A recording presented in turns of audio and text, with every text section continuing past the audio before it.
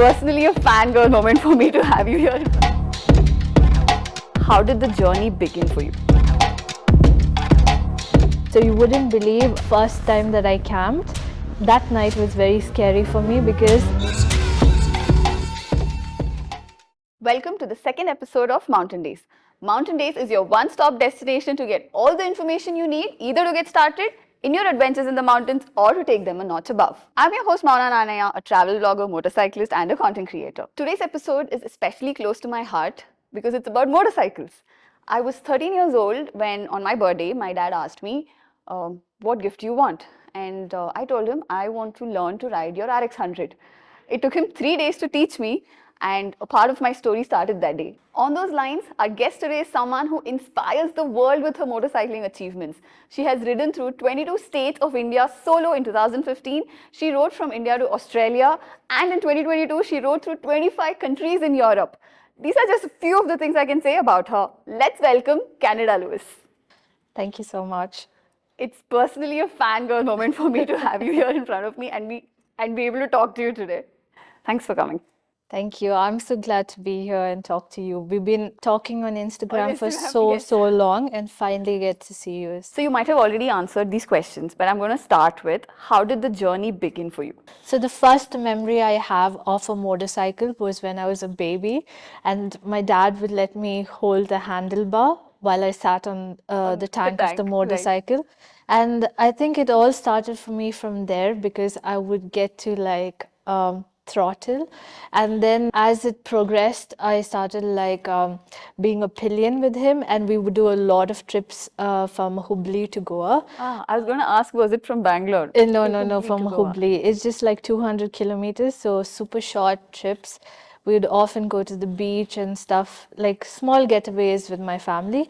And then when I was in college, I had a really crazy group of friends called the Bratitudes. Sorry, what? Bratitude. Bratitude. We are the Wow. brats with attitude.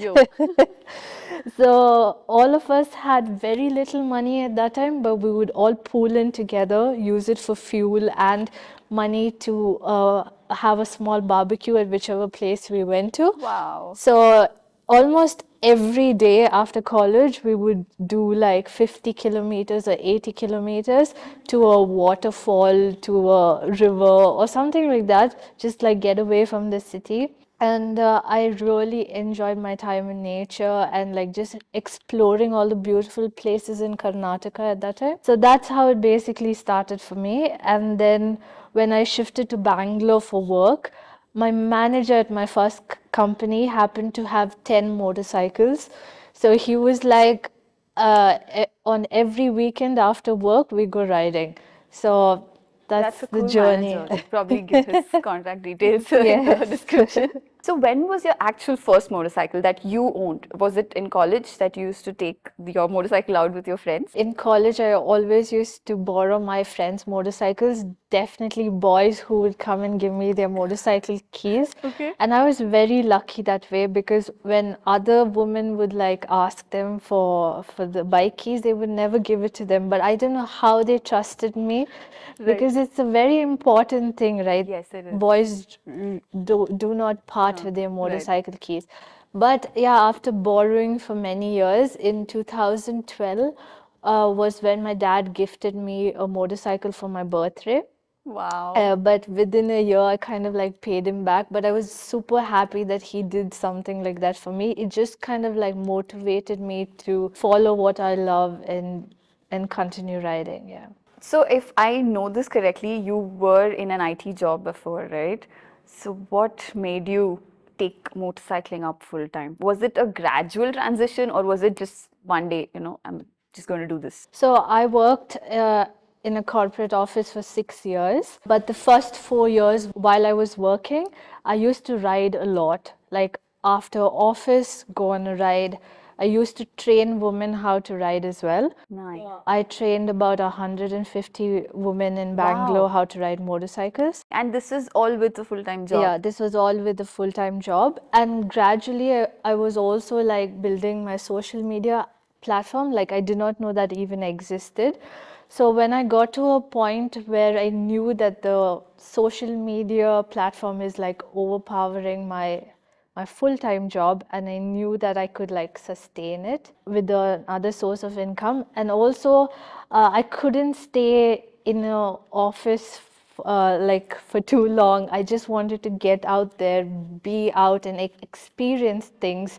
You know, right, when you travel and meet so many people, you learn so much. And I think that was more overpowering and meant a lot for me than being behind a laptop screen the whole day. So after 6 years, I couldn't do it anymore, and that's when I decided to leave. But to give you like a small brief of why I did it, I got invited by a TV show to do like a 3-month ride across India. Oh my God. And I took a 3-month sabbatical from work, went on the ride, but after 10 days of being on that ride, the ride got cancelled. But I did not give up. I flew back to Bangalore, took my own motorcycle, and completed the 3 months riding on my own motorcycle solo. And then when I got back, I just couldn't do it anymore. I told my parents that please give me 1 year time to prove that I can do something in motorcycling and that they need to trust me. And that's when I kind of like put down my papers, served my 2 months notice period, and then went riding around India again for the next 4 months. It was a very tough situation for me, is because my parents were like, we worked hard all these years to give you a proper education, for you to get the job that you've always wanted, and you're giving everything up for motorcycling. And I think back then they were not really good jobs. There was nothing like social media. Right. You didn't know how far can this take you. I mean, at least now there's a little bit of understanding, a better understanding, but this was what, back when, in 2000? 2011, 12. I barely was on WhatsApp at yeah, that time. yeah, 15. 14, 15 at that time. Everything was so new to me. I kind of like had to create a job for myself in the motorcycle industry. So it was quite hard here. I mean, it's difficult when everything goes well to make the switch from one domain to the other, and especially you do not know if it's financially sustainable. So, from your personal experience, would you, after knowing everything you went through, recommend that if somebody is confused and looking for an answer, would you recommend that they do, probably quit a stable, secure, full-time job to do something that they love, especially like motorcycling? I feel that if someone is really passionate about something, and if they're ready to put in the hard work, the consistency, and like if they're ready to keep doing something that they love, to definitely go ahead and do it. But I would also suggest that keep your full-time job, but do this on the side. And when the side job is much bigger than your permanent job, that's when you do the switch. Which I did not, obviously, and the first 2 years I really did struggle, but I used up all my savings to sustain my life for the next 2 years. And I also believe in the power of prayers, and that if you work hard towards something, the universe just kind of like gives it to you. So you wouldn't believe, soon after quitting my job, there was one time that I hit like ground zero. I had just like 200 rupees in my bank account, and I locked myself up in the house because I couldn't even afford cat food. And that's when it really hit me that I can't even take care of my cat. What am I doing in my life? And then I got back and I said, I have to really fight. I have to do multiple jobs and just do something with my life and prove to my parents that I can do something in the motorcycle industry. And that's when, in that 1 year, I traveled to 5 continents. I still don't know how that happened, but that's what I said. If you like put in the hard work, and if you work hard towards something that you really love and you're passionate about, the universe will definitely help you. It's that thing, right? I mean, anytime something goes wrong, we say Murphy's Law. But if Murphy's Law exists, then a manifestation law also exists. Where if you really want something, and like you said, just go for it. That's a really beautiful advice, and a very caution advice also, I must say. So from that struggle, there must have been some beautiful experiences also. And when you said, I needed to know that I can make this happen, what was that defining moment where you felt that all of those 2 years of struggle and everything you went through was worth it and I've made it? I would like to tell you about one incident when I was riding from India to Australia, and there was an article written about me in the Hyderabad newspaper that I'm going to be riding from Hyderabad through Orissa and making my way through Bhutan and stuff like that. So you wouldn't believe, I was riding on the highway, and as I was approaching these barricades, I saw like 40 people standing on the highway, and my I thought an accident or something happened. But as I got closer, I saw like huge hoardings of myself, like pictures of me in the middle of the highway, and they stopped me, and then they were like, they've been waiting like the entire day. They did not know whether I was what time I'm coming or what time I'm passing by that road, but they were there in the hot sun holding these hoardings, just waiting to take a picture with me or talk to me. And I was like blown away by how supportive people can be sometimes. Like they had no idea even that I was going to go through that road, but they stood there It waiting was for not me. planned. They told strangers? Yeah, total strangers, never met them in my life, but I stopped there and I had breakfast with them, and that was a God. really It's incredible making me experience. tear up for some reason, but Yeah, so oh my like sometimes I feel like I'm only riding a motorcycle and doing nothing else. For me, it's like just a normal day in my life, but I don't know what kind of effect am I having on other people, right? So it was insane. it's the butterfly effect, right? Like you said, they all come together, and then finally, when they do come together, it is such a beautiful thing to hear you say that. So this beautiful moment that you've had is on a highway. But most of us bikers have this dream of going to the Himalayas. It's either Ladakh or Spiti or Bhutan or Nepal. Riding there is what we all dream about. So do you have soft spot for some ranges or some destinations, or do you prefer some specific highway riding, or is it both? So growing up in Hubli, I'm very close to the Western Ghats, and I really enjoy riding there. Anytime that I would want to get out and be free and like get to experience nature, I would always like ride out to the Western Ghats because of all the amazing waterfalls and just the Twisties. twisties are amazing. But like every biker in this country, everyone wants to go and ride in Ladakh and stuff. I really enjoyed my first ride over there, and I love riding through Spiti Valley. But my favorite destinations would be Gurez. And even though I've done like about 14, 15 times in Jammu, Kashmir, Ladakh, and stuff like that, I can't wait to keep going back. I just got back after like a 1.5 month trip of riding over there, but I still can't wait to do the next I'm one. actually surprised that you said you've been there 14 times, because I followed your last 30, 40 days, 45 days journey, and it did not look like you've been there 14 times. Hey, I've seen these mountains, I've passed by these mountains. It didn't look like that. So clearly, going a 15th time or a 50th time is going to be beautiful, especially on your Yeah. motorcycle. The mighty mountains, you've seen the different colors of the mountains, the ranges. It's so different. Every few kilometers, the landscape keeps changing. It gets treacherous. There's like off-road. It's just so incredible to be riding there. And yeah, it just keeps.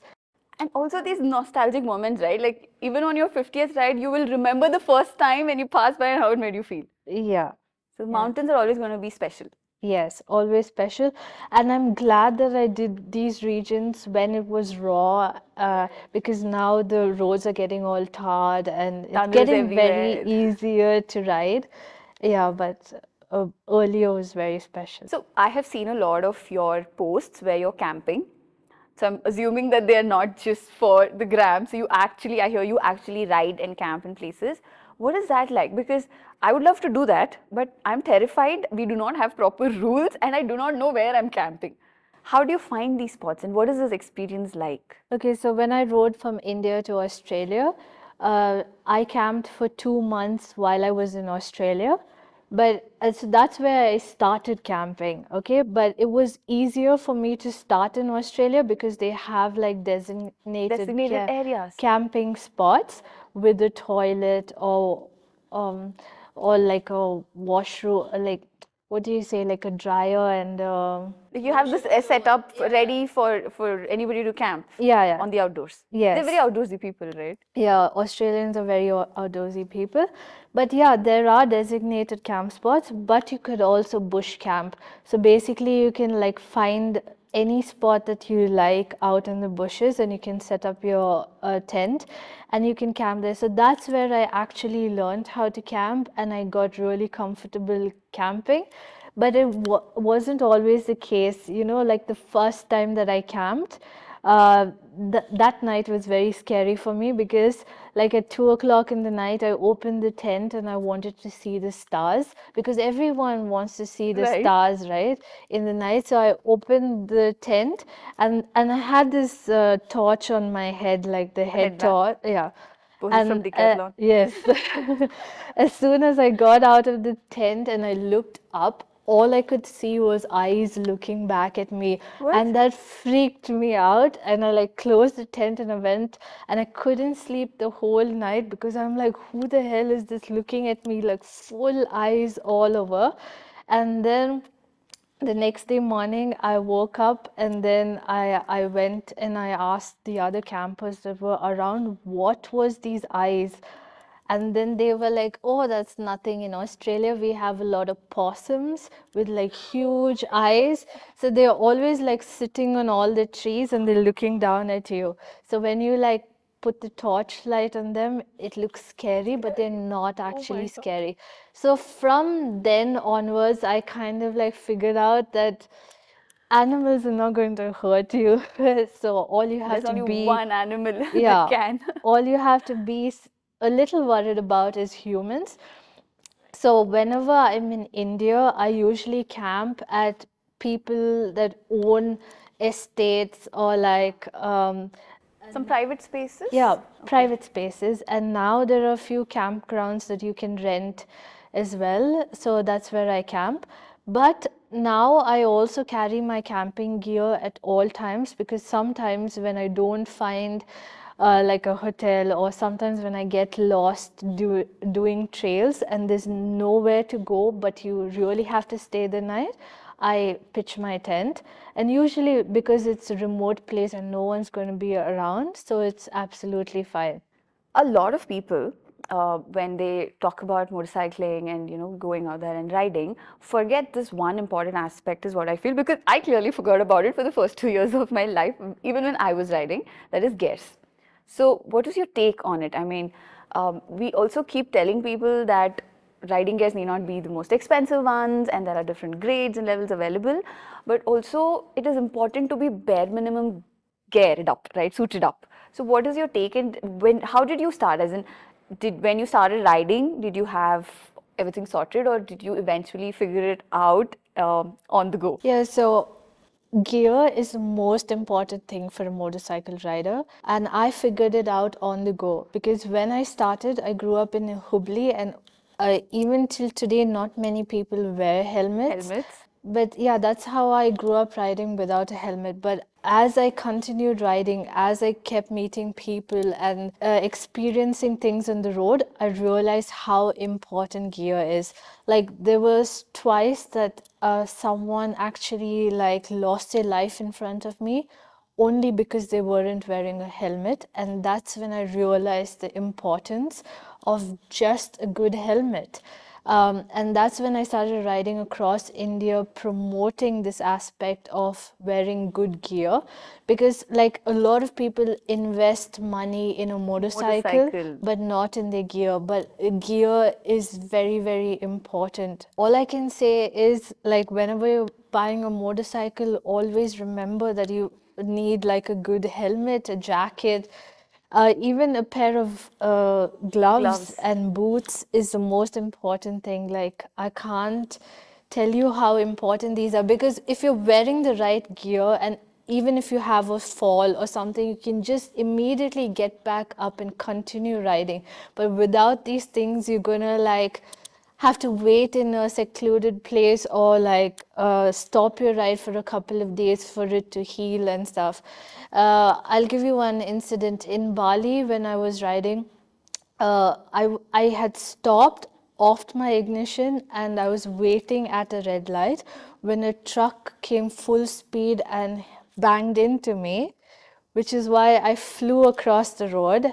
And thankfully, I was all geared up and I could immediately jump up. And because on the other side, there was a truck coming towards me. And if I did not have my gear, You'd have and been hurt to yeah, even get up. I couldn't get up, and then the truck would have gone over me. So, like small incidents like this, That's good. yeah, gear is so important. And yeah, That thing you said about people invest a lot on the most expensive motorcycle that has 600 cc, 1000 cc's, and that can do 100 kilometers in an hour. But if you're doing 100 kilometers in an hour, then you need to invest on the gears that can protect you for those 100 kilometers, right? It's very important. very important, yes. There's a picture where there's a man standing behind you. What is the story behind that? Okay, so this incident happened when I was riding through Nagaland or Meghalaya. And over there, it usually gets dark at 4 o'clock. Okay, and so I was riding at about 7 o'clock. My phone was almost dead. My GoPros are all dead. And I still haven't reached the village that I was supposed to stay the night at. But I continued riding through the forest. And I was so lost that day that I did not know whether I was still in India or I might have entered into Bangladesh, because it was so dark. I was riding through the forest and through crazy bad roads for a long time, and I did not know whether I was in the right direction or the wrong direction. And I had switched off my phone when I had like 5% battery, because I thought when I would get to a spot, I would then turn it on and like look for directions. But after riding for a couple of hours through the forest, I was like, I've been doing this crazy ass ride and I need to like remember it, okay, for memory's sake. I stopped the motorcycle, I quickly switched on my motorcycle, I The quickly phone. switched on my phone and I took a selfie. Okay. Okay, I took a selfie and then I put the phone back in my pocket You and didn't check the picture. no, I did Okay, not and you check the continued. picture. I continued riding, and I'm like kind of putting on a brave face, even though I was like super scared riding through the forest. But later that night, at about 10 o'clock or something, I reached a village, and this family allowed me to stay in their house. And so that night, when I lay in bed and I was going through all the pictures from that day, I came across this selfie again. And as I looked at the selfie, I can see a man's face like right next to my head, like this, in that picture in the mirror, okay? And it freaked me out. Like, I couldn't move for the God. next 30 seconds just looking at that, because it looked like a very evil face. It did not look like a normal man face. And I'm like, shit, what if I had actually seen that image That time, that right. time when I was taking the picture? I would have like frozen or died on the spot. So like stuff like this has happened to me sometimes, and you wouldn't believe. So I saw this in that picture, right? But when I posted it on Instagram, I did not tell anybody about that face. But a lot of people noticed it and kept commenting, saying that, oh my God, What is look that? at that ghost in the picture. And then it really freaked me out even more. And then from that time onwards, I tried not to like ride during the night time. So you mentioned that, based on that experience, you have decided not to, at least try not to ride at night. But then someone else might say, why can't you take some other transport or just go in a car? But the point is to be on the motorcycle. But also be aware some of the ground realities that we usually do not show on social media. What are some of these realities for you? First of all, I love riding a motorcycle, and choosing my motorcycle over other means of transport is because I don't have to rely on anybody. I can go at whatever time I want to and wherever I want to. Plus, we do not have to pay any tolls or anything, and it's also a much cheaper way of transport than anything else. But like, we tend to show a lot of only the good stuff on social media and not the bad stuff. Like every day we post like photos at these most beautiful location, or like the best videos from these amazing locations across the world. But what we don't show is the journey to get to them, and those journeys can be tough. There are always hurdles to get to them, always ups and downs, like crazy traffic, which you have to be super patient, and yeah, and then The heat, the right? heat, yeah, the weather I thought conditions about it is because people in this traffic, when you're talking about traffic, people next to you in the car can be, in the AC so I've ridden in like 49 degrees, 50 degrees with the gear. with the gear on, and I've like you have to continuously drink so much of water, and you're continuously sweating, and your head heats up because of the helmet. So it is tough on a few days. Sometimes there's no roads at all, and you're riding for 8-9 hours continuous off-roading, and your whole body is aching, but you still want to get to that place. And recently in Ladakh or through Manali and stuff, there were so many landslides and rocks continuously falling. That is one of the scariest moments for me, but you still have to like brave it all and keep going. And these are some of the things that we do not show on social media. Plus, I think it's very tough for us to find clean washrooms. Especially women, it's Yeah, really difficult, yes. and even if we want to use the washroom, we have to go through multiple layers of Unlayer it. unlayering And then- to go to a washroom. So yeah, it's tough on a few days, but like at the end of the day, the places that you get to see and the things you experience all kind of makes up for the bad things. Since you mentioned, especially for women, how much, the different types of problems women have on the road is obviously different for on the road men. But to get to that point now, the solo female rider, how has that whole journey been for you? So it's a solo ride, and people may call it a solo ride, but it's never alone, because the moment I only leave my house alone, but once I'm out there on the road on my motorcycle, there's always people coming and talking to me because of social media, because people are curious to know what I'm doing at a remote place or what I'm doing in their town. They're always coming and talking to me. Or even when I'm at a cafe or like at a restaurant, people don't like seeing other people alone sitting and Right. having a meal. That's a beautiful thing. Yeah, so you always make new friends because you're solo.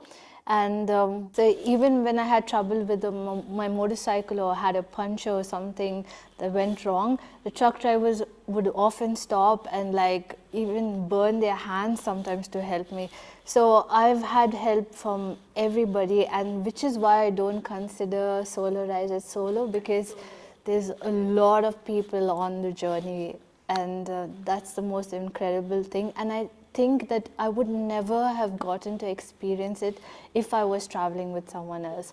I wouldn't have gotten to experience it if I was traveling with friends, because I would constantly be talking to the friends and not like open to new interactions with strangers. This one ride that we did, me and my husband, we went from Bangalore to Spiti, and although it's two of us, it's kind of like it's just the two of us.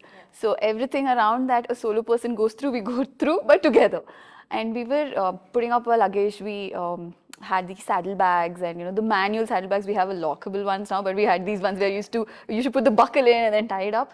So we're doing that, and this person who's on a morning walk. This is in Hyderabad. It was just our second day of the ride, and it was a 45 days long ride. And on the second day, we are putting it up, and I'm recording, and I'm talking, and I'm showing him do all of these things. And this guy comes up, and he starts talking to us. What are you doing early morning? And we had booked in some hotel, in some random residential, area. And he started talking to us, and at the end of it, he bought us both a cup of chai at 6 a.m. as a good luck. and said, I hope, you have a beautiful journey. I think I sort of totally understand what you mean. You go out alone, you start alone, but you're not really alone in the journey. So anything you would like to add as a thing from your side to anybody, any woman, especially for women, I ask, um, anything that you like to tell about start, go out, get there? People have these thoughts. So somebody who has these thoughts, what would you like to tell them? So I would like to say that India is absolutely safe because of the 2015 ride that I did for 7 months all alone in India. And I've seen that people are so helpful, so friendly. They may be very curious and stare at you and want to know what you're doing and stuff, but they don't mean harm. There might be a certain percentage of people that can cause you harm, but you kind of learn how to Distinguish between them. distinguish between good and bad people. You also learn to trust yourself, and you will also learn when to leave a place immediately or stay back in that place. So I think all of this comes with practice. The more you travel, Absolutely. the more you ride is when you understand things better. Yeah, so I would like to tell other women out there to first start with group rides, get an experience, learn from other women on how things work, and then slowly graduate to like riding alone, and then riding on weekends first, doing short distances, and then going to like longer weekend. Right. What do you say? Even just going to a cafe which is near your house Yeah, alone, yeah, it's a alone. good beginning. Yeah. Yes, it's a good beginning. And then you can do like month-long rides and stuff. It always starts small and then you just learn how to do it better and better. And yeah, that's all I can tell. That's all you can tell. I mean, that's a big thing that people will listen to you and would even just do a day ride. I think you've inspired enough people already. But on that note, we are now going to go into the fun segment. Not that this was not fun, but we're going to go into the segment where I'm going to ask you rapid fire questions and you will rapid fire answer. Okay. Okay, I'm going to ask the rapid fire questions now. First question, a biker's top 5 essentials for traveling. Toolkit, puncture kit with compressor, hydration pack, a complete motorcycle gear, and spare keys. Spare keys. Oh my God, that's important. Okay, next one. What are the routes in India, the most beautiful routes in India, name for motorcycling? For motorcycling, my favorite routes: Okay. the Western Ghats area, Okay. the northeast of India, Ladakh, Yes, of course. and I also like the bottom bit, like Rameshwaram and Dhanushkodi. Yeah. Oh my God, that's beautiful. Okay, 5. What's the funniest thing you've been asked as a female rider? There's a lot of funny things that I've been asked as a female rider, and I know this is not a rapid question answer, but one funny incident that happened to me when I was riding towards Orissa was I really wanted to pee so bad, and there weren't any toilets or any restaurants on that road on that stretch. So I parked my motorcycle on the road, and I went into this field, and I had my pee buddy with me, and I was like standing and peeing with my helmet on so that no one knows I'm a girl. Right. But then this truck driver stops his truck right behind the motorcycle, and he also walks towards me, and he's standing at the side of me and peeing, thinking I'm a man, and he's trying to like converse Part with of me pee and buddy. like yeah, and he's like trying to have a conversation with me, and I'm like trying to shut my mouth because I know that if he realizes I'm a woman, he will freak out. Right. So I'm like trying to be mom and like just finish and like run back. But yeah, that's one of the That has to funniest be a funniest things. story. Oh my goodness. Took the product very seriously. So next one. What is the one thing you dislike about motorcycling? Is when it gets too sweaty and Oh humid my- inside my yes. gear, and I'm like constantly pouring water on myself just to keep cool. Somebody should take up a startup for, some Yeah. internal ACs or something for gears. That would be nice. Okay, that's an interesting one. A motorcycling essential that you can't live without. Is my side pack, my The side fanny pouch. pack. Yeah. I've also started to find that very useful. Yeah, I just have started. all my important stuff in it, and I never leave it out of sight. everything's here, easy to access, and yeah. Okay, next one. One thing you can never be prepared for enough when you're riding. Is the weather. The gods decide the weather. I think especially from Bangalore, you have to get out. It might start with rain and then sunny and then might snow somewhere in the highway also. So that's Yeah. true. You already answered this, but based on your experience, is camping safe? Camping is not yet safe in India, but safe all across the world. I would say not safe in India yet is because not many people are used to the concept of people camping. So until it's a private property or designated camping spots, do not do that in India as yet. I would also like to say that wherever you camp, leave it as just as you Absolutely. found it. Yeah. Do not litter, and yeah, take care of everything. And when you pack everything up, it has to be the way you found it. That's Right. the best thing. So that's it for the rapid fire. Well played. Now I'm coming to the most commonly asked question, which I'm pretty sure you have answered, and I personally have seen at least 3 months once you make this video. What about your long hair? I'm going on a ride this weekend and I had to cut my hair short. I have no idea how you do this. So yeah, now stage is on you. Yeah, so I have this long hair for more than, I don't know, 10, 15 years Wow. now. And my secret to the long hair is my scarf. I think without the scarf, I wouldn't have such long hair because the scarf kind of like keeps it in place, doesn't get it tangled. And yeah, I think you should have a cotton scarf. Okay. And it's not very sweaty and stuff, and just keeps your hair perfect. So that's my secret. That's a secret. Okay. And maybe good genes too. You spoke about these struggles, right, when you made the switch. A little bit about how that was like. I think a lot of people would want to know because there are a lot of assumptions that parents pay for it or you have a fall back, which is why people are able to go ahead and make certain decisions. But what was a little bit about how it was for you? Oh yeah, I get asked this question quite a lot, and a lot of people think I come from a very rich family, or I have like a rich husband, or I'm dating a rich guy from the US or something. But no one sees all the hard work that I have put in over the years to get to where I am. So there was 3 years in my life that I worked really, really hard, worked every single day of the year without a break, did 5 jobs, everything from modeling to event management to teaching women how to ride to leading motorcycle tours and working at a finance company. Did everything simultaneously because I had to pay for my flat back in Bangalore.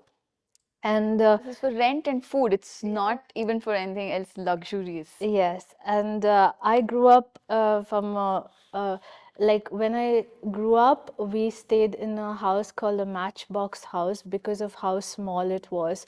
So I come from actually a very poor family, but my parents have worked really hard to get me to where I am, which is why I wanted to work really hard myself and give back to them and take them across the world and travel along with them, and which is why I gave it my all during these years. So yeah, it took a lot of struggle to get to where I am, and like I told you, it's the consistency and hard work, and just keep following your passion is what will get you to success. Right. And I'm certain they're very proud of you today. Yes, they are. So finally, on that note, last question. What sustains your love for motorcycling? First of all, the freedom of being on a motorcycle, the freedom of going wherever I want to, anywhere in this country. Also, the laughs, the smiles, the people that I meet, the experiences, the culture, the food that I get to taste and experience throughout my journey. That is what I crave for, and that is what I keep looking for, and that's what keeps me going through this passion of motorcycling. And I'm certain, along with your passion, you have inspired not just India but the world. And you started with training 150 women to take this up. So I'm sure you'll continue to do this. And on that note, thanks Canada for coming here. It was a beautiful, beautiful discussion with you and a talk. There were a few tears and there were a few laughters. Thank you for coming, and I hope you continue to inspire the world. Thank you so much. Pleasure's all mine. I'm going to start with how blah, blah, blah. What was your question again? Sorry. Yes, of course. Let's start this episode. If you all have not watched the first episode, please go and watch it and wait for the third episode. We'll see you soon.